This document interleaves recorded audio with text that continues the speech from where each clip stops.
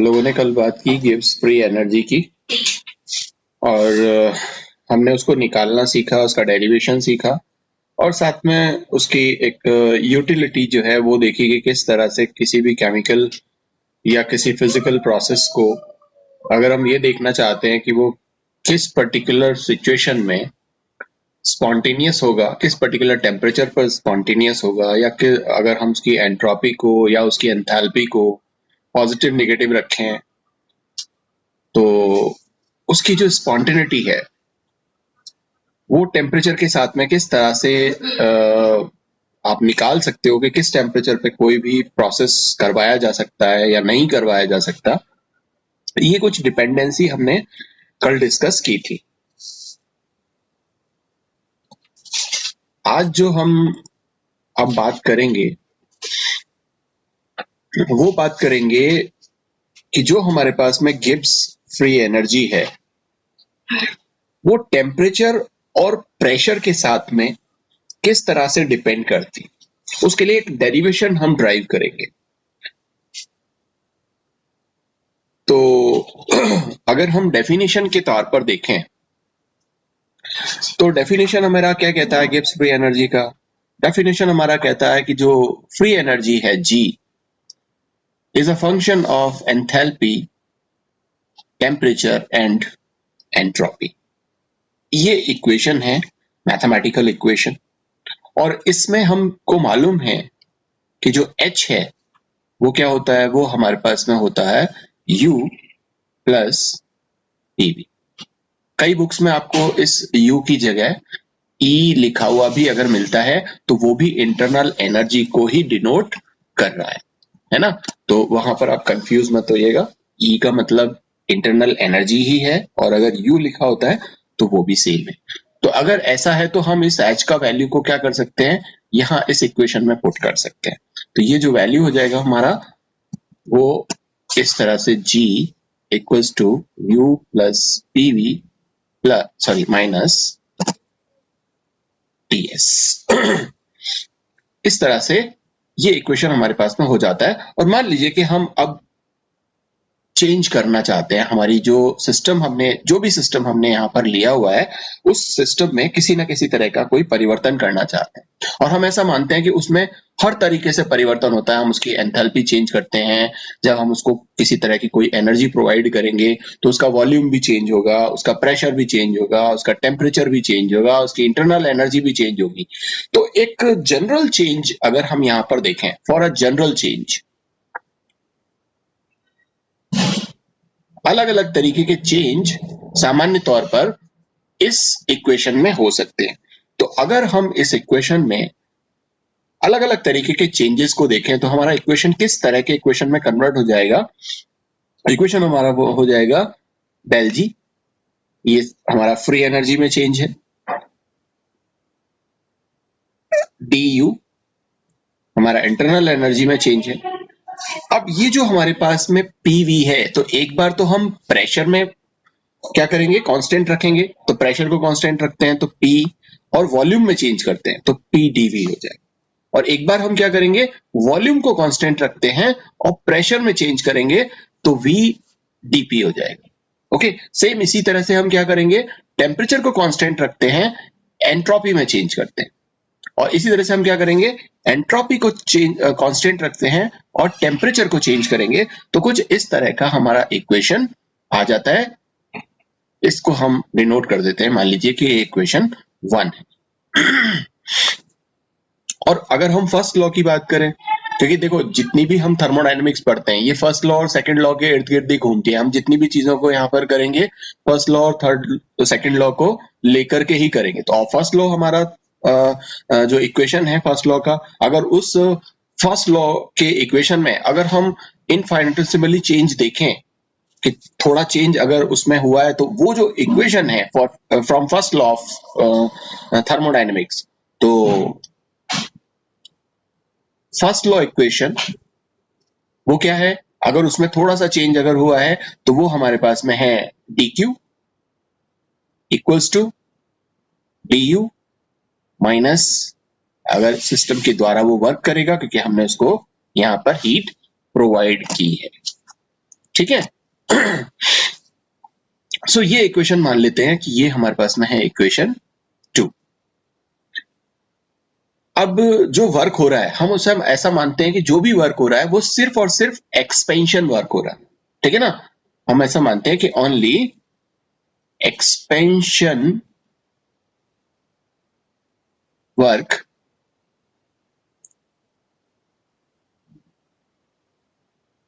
Is happening. केवल expansion work अगर वहां पर हो रहा है तो एक्सपेंशन वर्क का मतलब क्या है? एक्सपेंशन वर्क का मतलब है कि जो सिस्टम है वो फैल रहा है, और फैलने वाले सिस्टम को जो वर्क होगा वो क्या होगा? वो जो वर्क है जिसको हम W बोलते हैं वो क्या होगा? Minus p del v. ये आपको मालूम है। लेकिन हम इस इक्वेशन को कैसे लिख सकते हैं? हम इस इक्वेशन को इस तरह भी लिख सकते हैं। ये माइनस का साइन जो है वो हम इस वर्क की तरफ लेकर के आ सकते हैं। तो ये इक्वेशन हमारे पास में ऐसा हो जाएगा।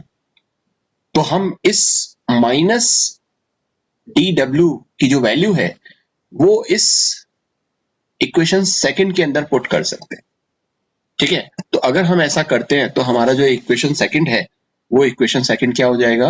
वो इक्वेशन सेकंड हो जाएगा d q equals to d u, ये यू है, वी नहीं है, डी यू, और प्लस पी डी वी। इसको हम इक्वेशन 3 नाम दे देते हैं। और अगर हम सेकंड इक्वेशन की बात करें थर्मोडायनेमिक्स की, तो सेकंड लॉ क्या कहता है? जो एंट्रोपी बताता है वो क्या बताता है? वो बताता है कि जो एंट्रोपी में चेंज है वो heat change per unit temperature होता है। और यहां से जो डी क्यू की वैल्यू है वो अगर हम देखें तो वो क्या आ जाती है? वो आ जाती है डी डेल्टा एस, है ना। इसको हम इक्वेशन 4 कह देते हैं। तो हम क्या कर सकते हैं? हम ये जो डी क्यू की वैल्यू है उसको उसको क्या कर सकते हैं? इस इक्वेशन में पुट कर सकते हैं, इक्वेशन 3 में। कहां गया इक्वेशन 3? हाँ, एक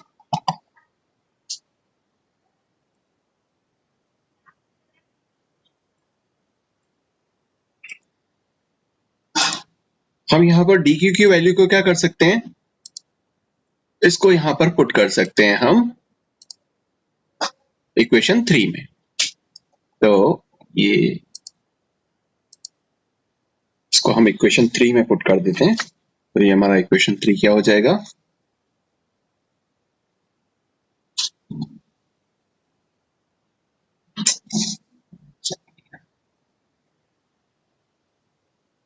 ये हो जाएगा हमारे पास में t d s equals to d u plus p d v, ठीक है ना। और इससे हम क्या कर सकते हैं? इससे हम निकाल सकते हैं इसको d u equals to t d s minus, ये इधर चला जाएगा तो ये हो जाएगा पी डी वी, ठीक है।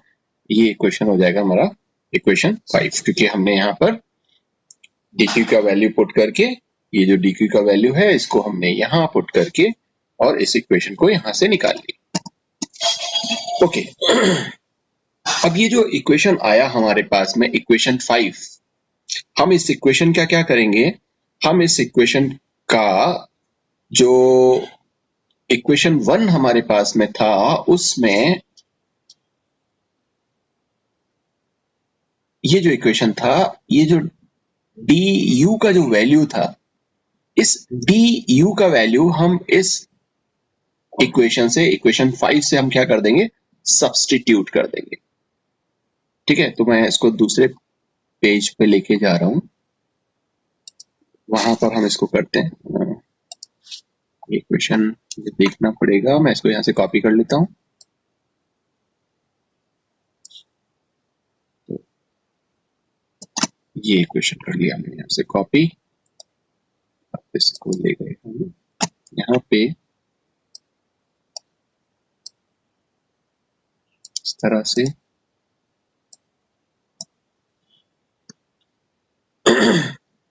सो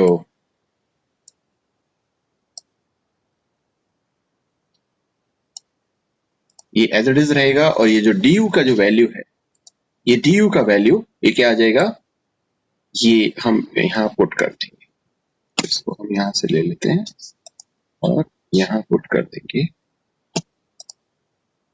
तो इस du की जगह, इसको du को तो हम यहाँ से हटा देते हैं, और ये जो वैल्यू है ये हम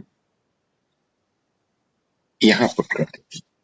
तो ये हमारे पास में इक्वेशन आ गया। ये कुछ कहीं की ईंट कहीं का रोड़ा हमने जोड़ा है ना, बजाय लिखने के सीधा सीधा हम इसको यहाँ पर लेकर आए कॉपी करके। चलो खैर, फिर हम आप इसमें देखो कि इसमें दो वैल्यूज हैं, एक वैल्यू ये और एक वैल्यू ये प्लस माइनस की, ठीक है ना, तो ये वैल्यूज आपस में कट जाएंगी।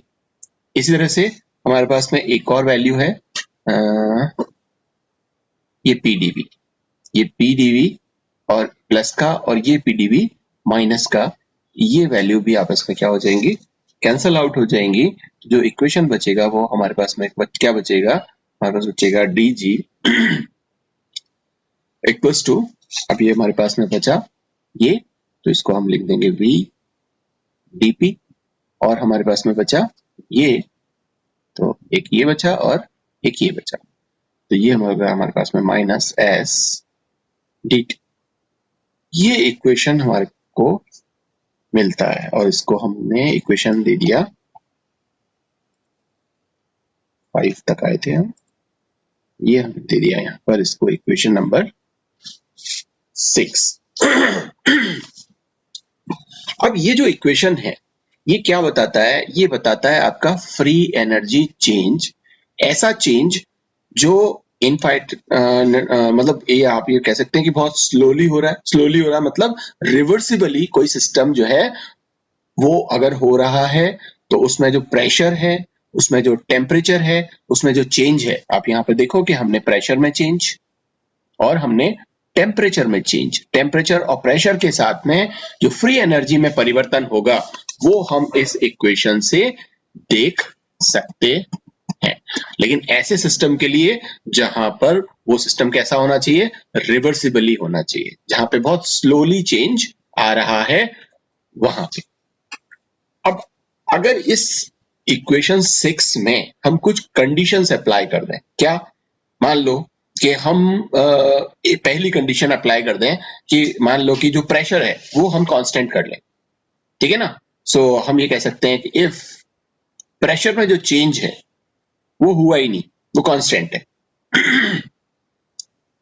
तो ये इक्वेशन किस इक्वेशन में कन्वर्ट हो जाएगा, तो यहां पर ये वाला जो वैल्यू है डीपी, इसकी जगह हम जीरो रखेंगे, जीरो रखेंगे तो वी मल्टीप्लाइड बाय जीरो, ये वाला जो पूरा टर्म है ये क्या हो जाएगा, जीरो हो जाएगा। तो आप इस इक्वेशन को देखो रखो, तो फ्रॉम इक्वेशन 6, फ्रॉम इक्वेशन 6, तो ये हो जाएगा हमारे पास में डी जी इक्वल्स टू ये v multiplied by zero minus s multiplied by d t. So d g equals to minus s d T.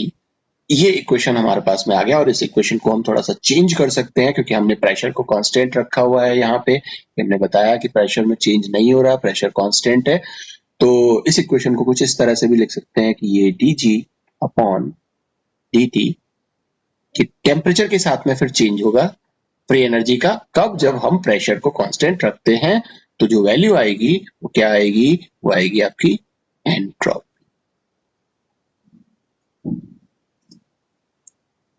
तो ये जो इक्वेशन है हमारे पास में इक्वेशन 7, इस इक्वेशन से हम फ्री एनर्जी में चेंज देख सकते हैं टेम्परेचर के साथ में, कब, जब हमने प्रेशर को कांस्टेंट रखा हुआ हो, वो आपकी एंट्रोपी के घटने के बराबर हो, या एंट्रोपी घटेगी, ठीक है, क्योंकि प्रेशर को हमने यहाँ पे कांस्टेंट रखा हुआ। दूसरा कंडीशन हम क्या लेते हैं, दूसरा कंडीशन हम लेते हैं, इसी जगह ले लेते हैं यहाँ पे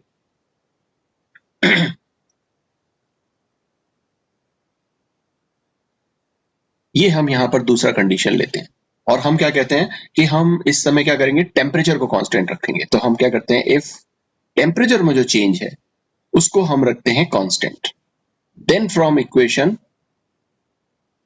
6 तो ये जो टर्म है dt ये 0 हो जाएगा। तो हम इस इक्वेशन को यहां पर लिखते हैं कि dg equals to v multiplied by dp minus s multiplied by 0। तो ये इक्वेशन कन्वर्ट चेंज करके हो जाता है dg equals to v dp, क्योंकि ये वाला टर्म क्या हो जाएगा 0, तो इसको हम लिखेंगे। अब इस इक्वेशन को हम कैसे लिख सकते हैं, हम इस इक्वेशन को लिख सकते हैं कि ये जो फ्री एनर्जी में चेंज है प्रेशर के साथ, कब, जब हमने टेम्परेचर में चेंज रखा हुआ है तो वो किसके बराबर होगा, वो वॉल्यूम के बराबर होगा। और ये इक्वेशन हो जाएगा हमारा इक्वेशन 8। ठीक है, तो यहां हम टेम्परेचर और प्रेशर के साथ में हमारे पास ये इक्वेशन मिला जो रिवर्सिबली कोई सिस्टम काम कर रहा है।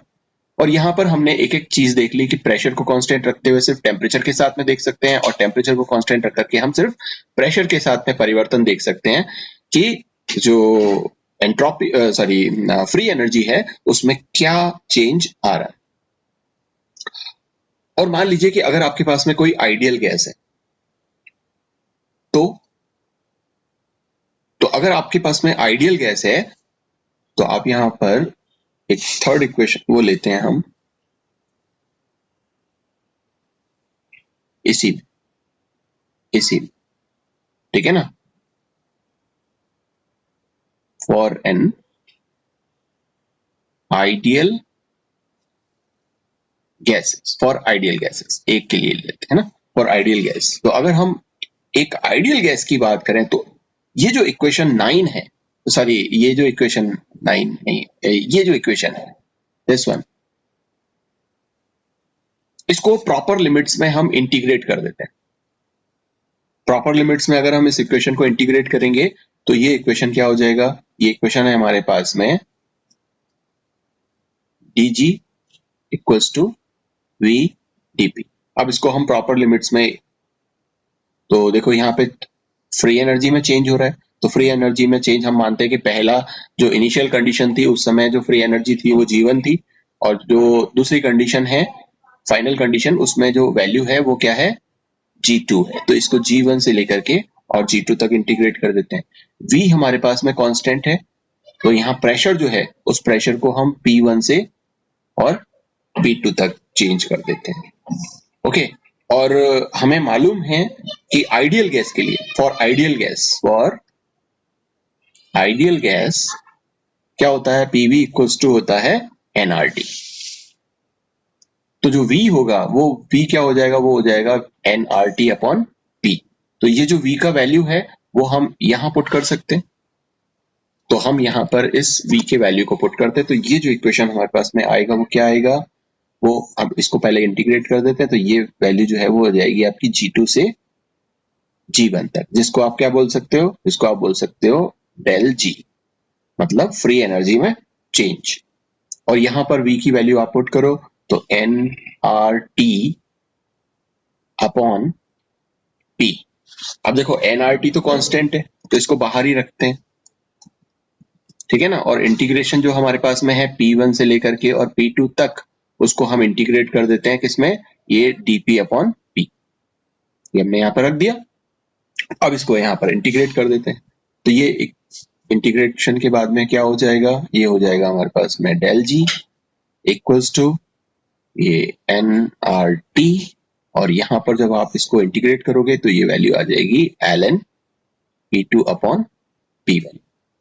और इसको आप नेचुरल लॉग से अगर लॉग बेस 10 में लेकर के आओगे तो 2.303 से मल्टीप्लाई कर दोगे, nRT रहेगा और ये लॉग टू द बेस 10 में कन्वर्ट हो जाएगा, और ये हो जाएगा आपका P2 अपॉन P1।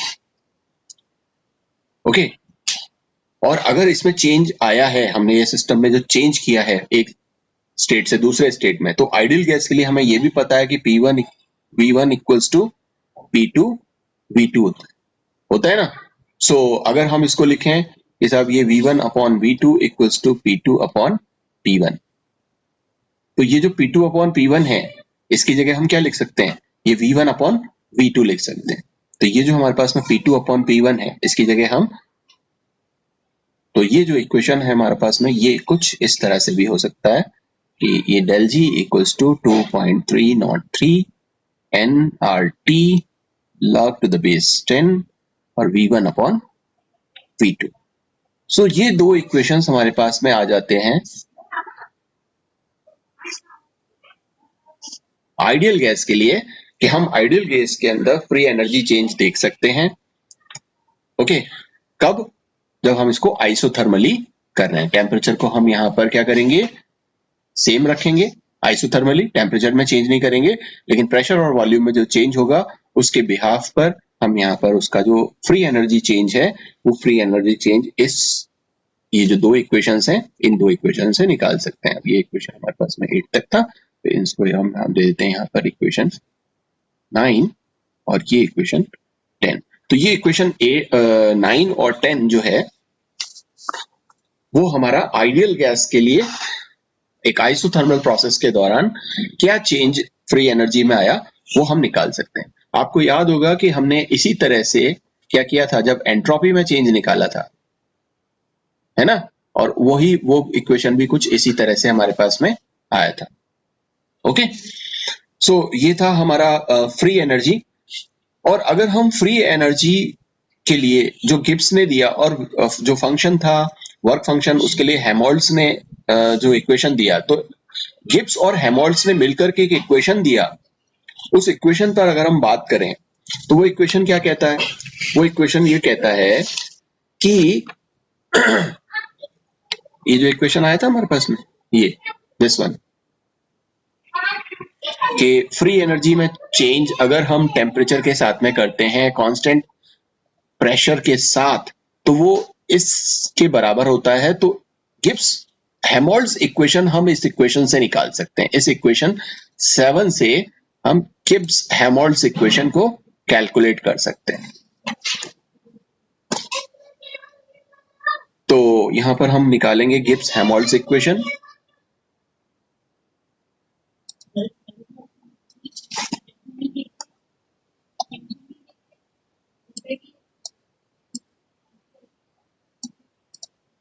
तो यहां पर हम इसका हेडिंग डाल देते हैं गिब्स हेमोल्ड्स इक्वेशन, जो हमारे थर्ड लॉ में काम आएगा, इसलिए हम इसको यहां पर डेरिवेट करके देखेंगे कि गिब्स हेमोल्ड्स इक्वेशन क्या था।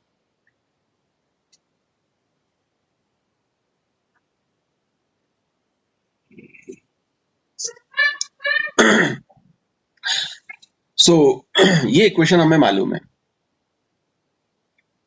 जो हमें फ्री एनर्जी चेंज बताता है विद टेम्परेचर प्रेशर के साथ में, और उसको हम इस इक्वेशन से दे सकते हैं। और मान लो कि हम एक रिवर्सिबल प्रोसेस को कंसीडर करते हैं जहां पे सिस्टम जो है वो प्रेशर उसका कांस्टेंट है और वो एक स्टेट से दूसरे स्टेट में चेंज हो रहा है। मान लो उसका जो इनिशियल स्टेट है उसमें उसका जो फ्री एनर्जी है वो क्या है, वो G1 है, और जब वो चेंज हो रहा है और अपनी जो फ्री एनर्जी है वो सेकंड स्टेट में उसकी फ्री एनर्जी हो जाती है G2। और इस G1 स्टेट में मतलब फर्स्ट स्टेट में जिसका जो एंट्रोपी है वो है S1, और ये जब इसका फ्री इसमें जब चेंज हो जाता है और इसकी फ्री एनर्जी G2 हो जाती है उस समय इसका एंट्रोपी हम मान लेते हैं S2। ठीक है, तो हम एक सिस्टम रिवर्सिबल सिस्टम को कंसीडर करते हैं जहां पे प्रेशर को हमने कांस्टेंट रखा हुआ है और उस प्रोसेस के दौरान G1 से G2 उसकी फ्री एनर्जी चेंज हो रही है और उसकी एंट्रोपी चेंज हो रही है S1 से S2 में। तो जो एंट्रोपी में चेंज आया इस रिवर्सिबल प्रोसेस के दौरान उसको हम बोलते हैं कि साहब वो एंट्रोपी में चेंज डेल्टा S है, और वो किसके बराबर है, वो है आपका S2 माइनस S1, कि फाइनल स्टेट में से हम इनिशियल स्टेट को माइनस कर देते हैं। तो ये इक्वेशन हमारे पास में आती है एंट्रोपी चेंज के लिए। तो अगर हम इस इक्वेशन 1 को देखें, ये हमें क्या दे रही है, ये हमें दे रही है एंट्रोपी। और अगर हम इस S की इनिशियल स्टेट में और फाइनल स्टेट में इसकी एंट्रोपी कितनी थी तो हम इस इक्वेशन से निकाल सकते हैं, तो हम इस इक्वेशन से निकाल सकते हैं फ्रॉम इक्वेशन 1 हम क्या कह सकते हैं, हम कह सकते हैं कि जो S1 है उसका वैल्यू हो जाएगा क्या, minus dG1 upon, isothermal process है तो टेम्परेचर हम ये जो है वो वही रहेगा और प्रेशर को हमने क्या किया हुआ है, कांस्टेंट रखा हुआ है। और इसी तरह से जो हमारा फाइनल स्टेट होगा उसमें जो एंट्रोपी होगी उसको हम S2 से डिनोट करते हैं और वो वैल्यू क्या होगी, वो वैल्यू होगी आपकी डेल G2 अपॉन टेम्परेचर के साथ में ये परिवर्तन प्रेशर को कांस्टेंट रखते हुए। तो ये जो S1 और S2 की वैल्यू हमारे पास में आई है वो हम क्या कर सकते हैं, वो हम इस इक्वेशन में रख सकते हैं। तो अगर हम इस इक्वेशन में इन वैल्यूज को पुट करेंगे तो हमारे पास में जो डेल्टा एस का जो वैल्यू आएगा या एंट्रोपी में जो चेंज आएगा वो क्या हो जाएगा, वो आ जाएगा कुछ इस तरह से, ये माइनस और ये हम करते हैं del G2 upon delta T और ये है प्रेशर को कांस्टेंट रखते हैं और माइनस है और ये भी माइनस है तो माइनस माइनस प्लस हो जाएगा, तो ये यहाँ पर प्लस हो जाएगा और इसको हम लिखेंगे dG1 upon at constant pressure. So internal sorry entropy में जो चेंज है वो क्या आया, अगर आप इसमें यहाँ पर क्या ले लो, ये एलसीएम ले लो ये, और यहाँ ये हो गया हमारे पास में G2 माइनस G1, कब, जब हमने प्रेशर को रखा हुआ है कांस्टेंट। ठीक है, सो ये इक्वेशन क्या हो जाएगा, डेल एस इक्वल्स टू, अब यहाँ पर G2 माइनस G1 है मतलब इसमें परिवर्तन हो रहा है, इसका मतलब ये अपॉन T, कब, प्रेशर कांस्टेंट। तो ये इक्वेशन हमारे पास में एक निकल करके आ गया, तो हमने ये इक्वेशन 1 नाम दिया और इसको हम इक्वेशन 2 दे देते हैं। और हमें मालूम है कि जो फ्री एनर्जी में चेंज होता है वो किसके बराबर होता है, वो होता है एंथैल्पी में परिवर्तन माइनस टी डेल्टा एस के इक्वल होता है।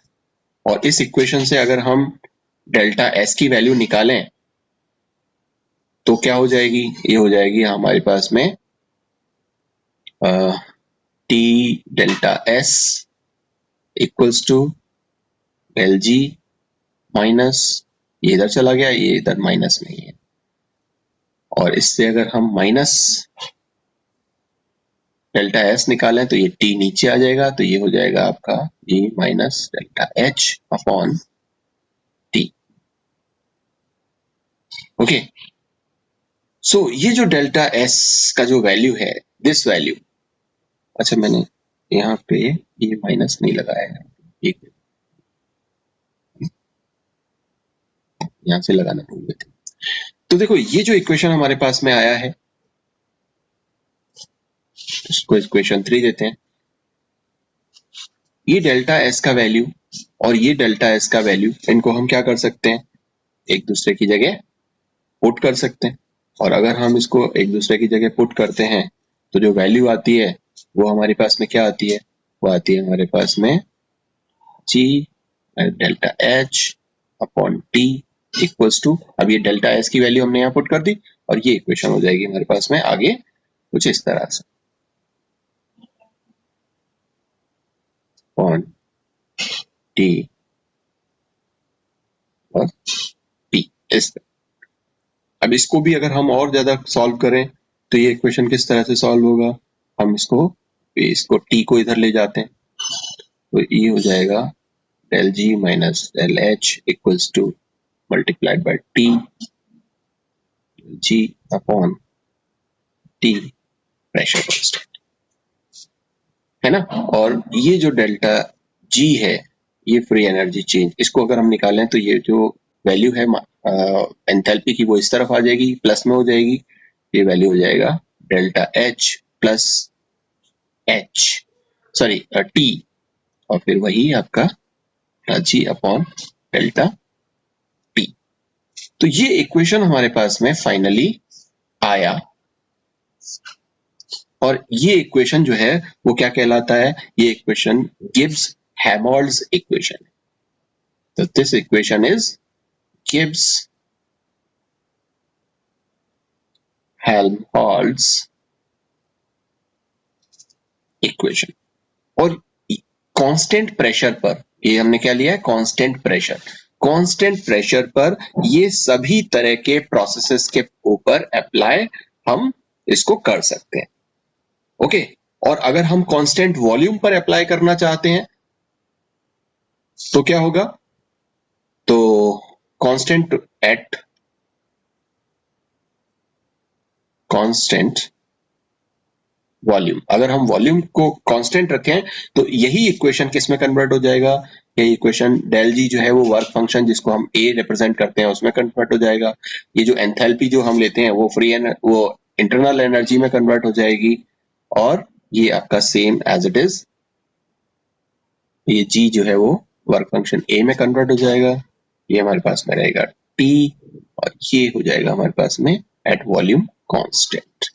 तो ये दोनों इक्वेशंस जो हैं, इक्वेशन 4 और इक्वेशन 5, ये दोनों इक्वेशन क्या हैं, ये हेमोल्ड्स इक्वेशन, ये भी हेमोल्ड्स इक्वेशन है और ये भी हेमोल्ड्स इक्वेशन है। फर्क सिर्फ इतना है कि इसको हम सभी प्रोसेसेस पर अप्लाई कर सकते हैं एट कांस्टेंट प्रेशर और इस इक्वेशन 5 को हम अप्लाई कर सकते हैं सभी इक्वेशंस पर जब हम वॉल्यूम को क्या करें, कांस्टेंट लेकर के चलते हैं तब। ओके, सो ये हमारा इक्वेशन था गिब्स हेमोल्ड्स इक्वेशन। तो आज जो हमने बात की वो किस चीज, दो चीजों की बात की। एक बात की हमने कि जो हमारे पास में इक्वेशन है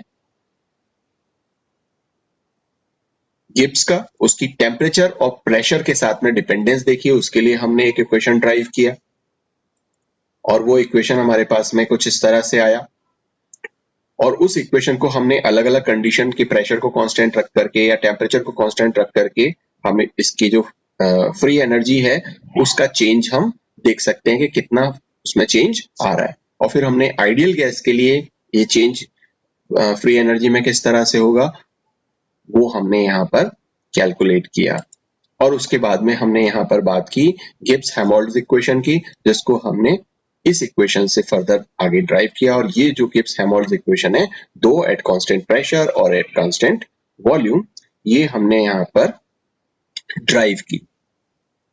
ओके, अब एक चीज देखो कि अगर हम इस इक्वेशन 4 की बात करें या 5 की बात करें, किसी की भी बात कर लेते हैं, बट क्योंकि हम यहाँ पर क्योंकि किसी भी प्रोसेस को ज्यादातर हम कांस्टेंट प्रेशर पर कराते हैं तो हम इस इक्वेशन की बात करते हैं। अगर ये जो इक्वेशन है हमारे पास ये वाला,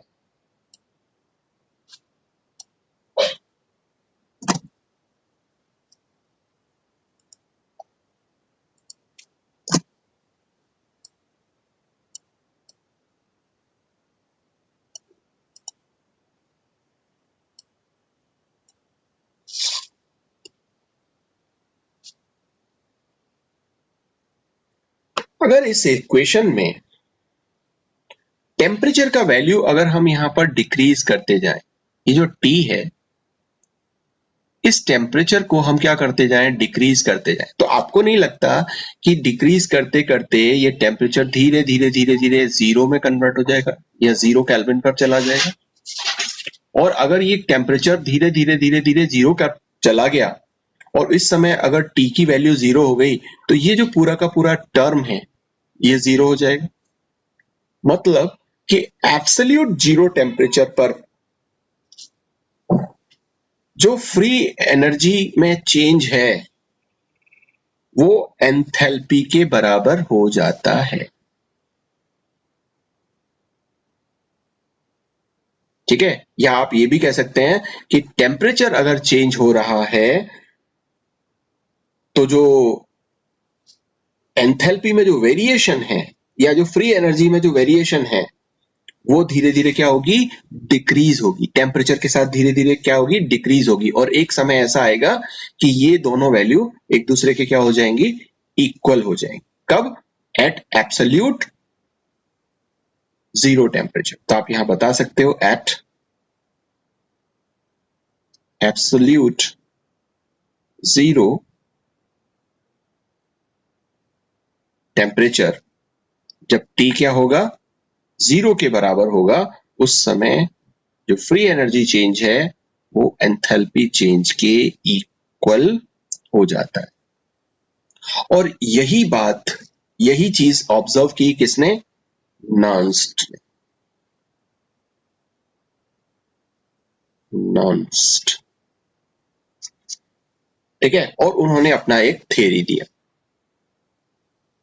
जो कि थर्ड लॉ ऑफ थर्मोडायनेमिक्स का बेस बना, ठीक है। और नर्स ने क्या ऑब्जर्व किया, उन्होंने ऑब्जर्व किया कि अगर टेम्परेचर को एब्सोल्यूट जीरो तक घटाया जाए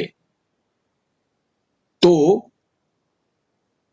डेल डेल्टा जी अपॉन, मतलब ये टेम्परेचर को हम क्या कर रहे हैं, कम कर रहे हैं, है ना।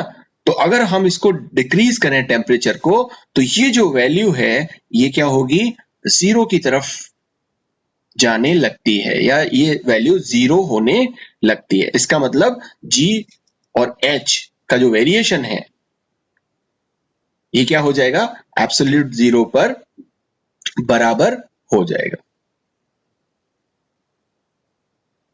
और यही नर्स्ट हीट थ्योरम है, नर्स्ट हीट थ्योरम।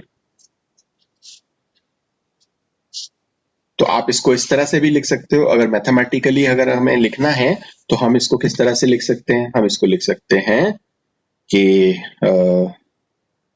डी, और इसको आप यहां पे ले लें इस तरह से, और यहां पर लिमिट लगा दें,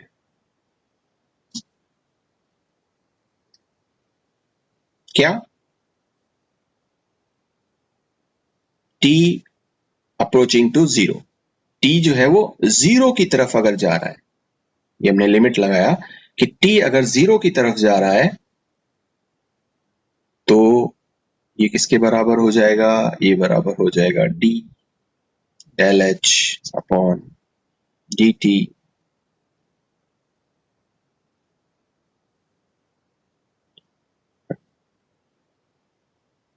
limit t approaching to zero, और ये वैल्यू हो जाती है जीरो।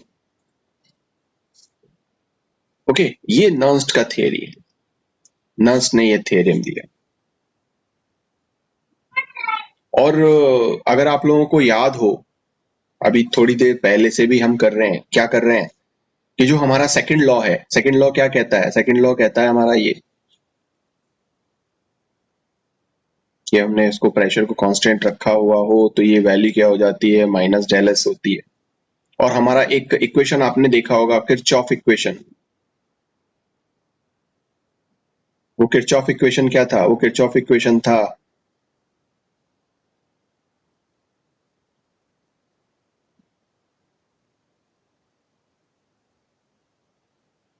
ये हीट कैपेसिटीज में परिवर्तन, एंथैल्पी का टेम्परेचर के साथ एट कांस्टेंट प्रेशर।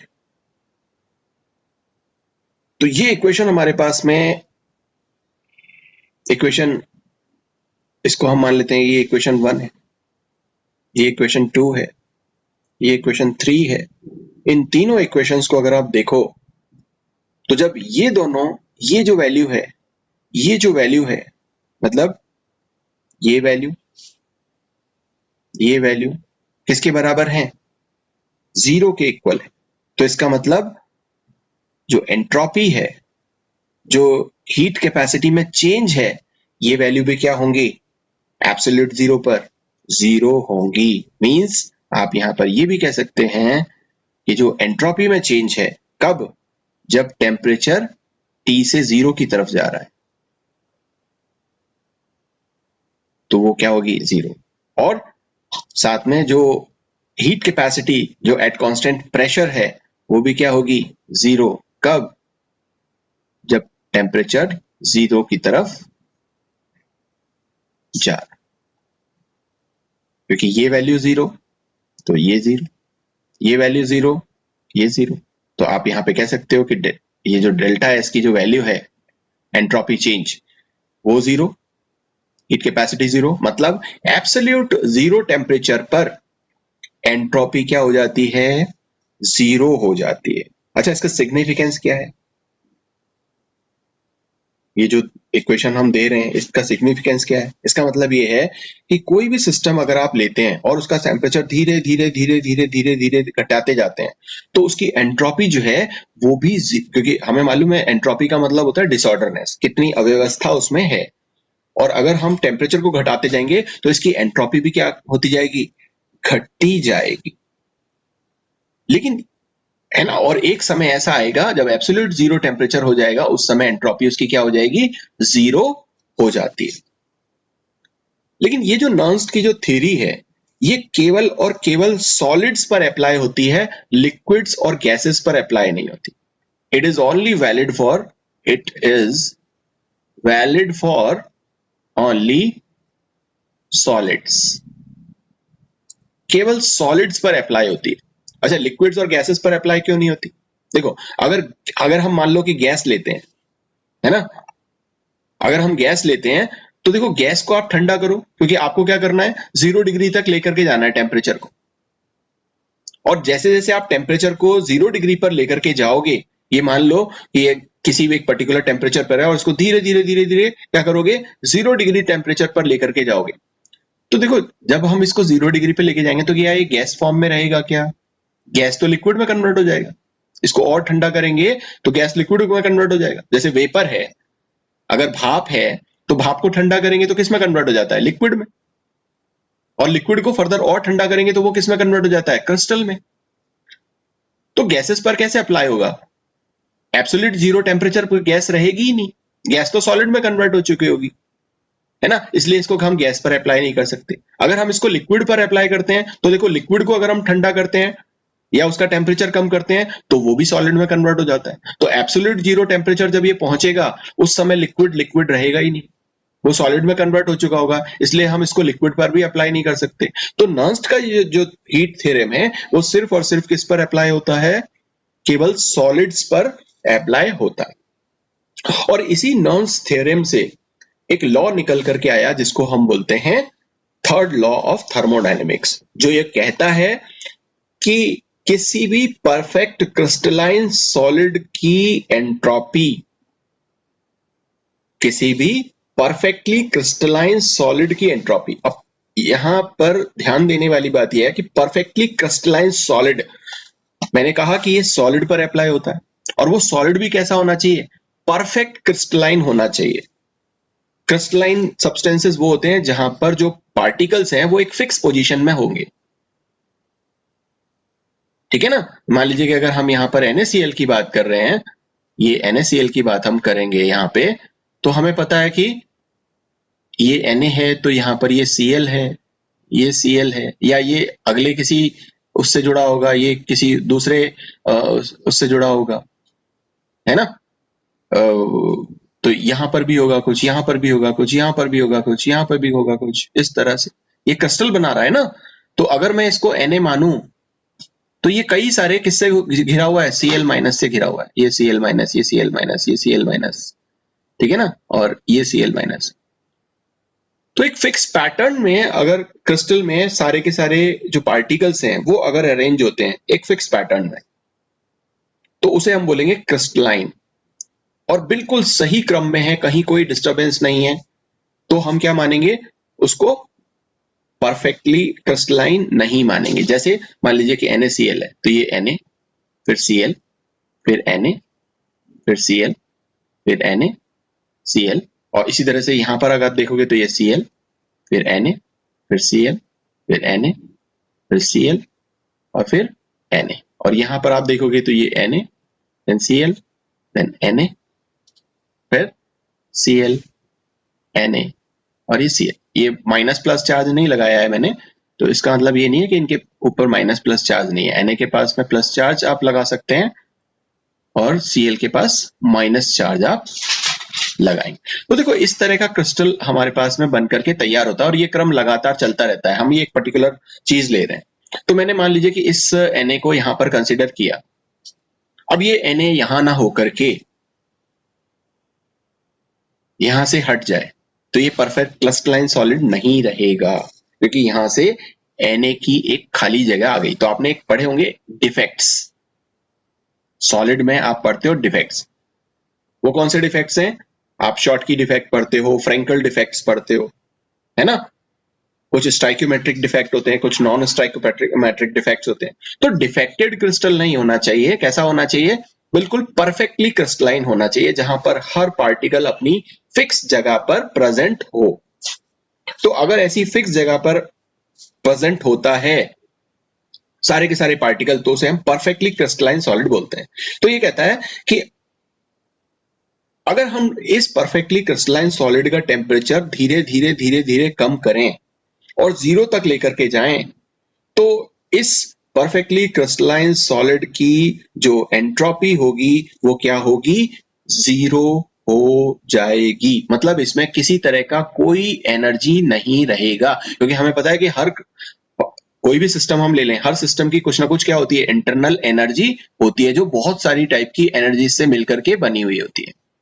और अगर हम टेम्परेचर को 0 करते जाएंगे, एक पर्टिकुलर टेम्परेचर से हम इसको 0 टेम्परेचर की तरफ जाते जाएंगे, तो जाहिर सी बात है कि हम उसकी एनर्जी क्या कर रहे हैं? निकाल रहे हैं। और अगर इसमें सब तरह की एनर्जी निकल जाएगी तो इसके पास बचेगा क्या? कुछ भी नहीं। तो ये जो एंट्रोपी है, ये जो इंटरनल एनर्जी है, ये क्या हो जाएगी? 0। अब इसमें किसी तरह की इंटरनल एनर्जी नहीं है, तो इसमें किसी टाइप का कोई मूवमेंट भी नहीं होगा, और मूवमेंट भी नहीं होगा तो पार्टिकल बिल्कुल अपनी फिक्स जगह पर होंगे, इवन वाइब्रेट भी नहीं कर रहे होंगे, तो उसमें अव्यवस्था भी किसी तरह की नहीं होगी। और अव्यवस्था नहीं होगी तो जो उसका एस है, मतलब एंट्रोपी है, वो एंट्रोपी भी क्या हो जाएगी? 0 हो जाती है। यही है आपका थर्ड लॉ ऑफ थर्मोडायनेमिक्स, जिसको हम कल और ज्यादा विस्तार से, और उसकी क्या इंपॉर्टेंस है, कहां पर हम उसको अप्लाई कर सकते हैं, वो हम बात करेंगे।